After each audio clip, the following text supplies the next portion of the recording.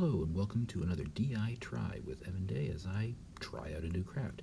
Today I'm going to try something I found out on Pinterest called a new dimension ball that I'm calling a poem ball. As you can see, I've created a number of strips with the words to Langston Hughes' Dreams poem, sliced them into small strips, and I'm going to connect them all with brads. Now, I made a mistake here. This is not one of my best attempts. I would have made the holes larger and rounder to allow for more rotation and to make the process that I'm trying to do right here more simple.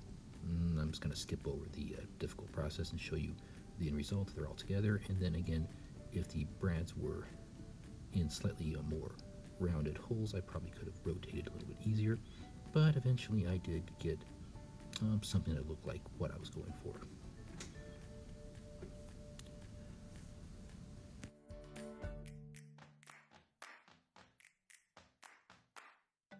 And if I had made the holes rounder, a little more rotation in my pieces of paper, I could have gotten a more true ball, but I'm still going to try and show you the poem by Langston Hughes.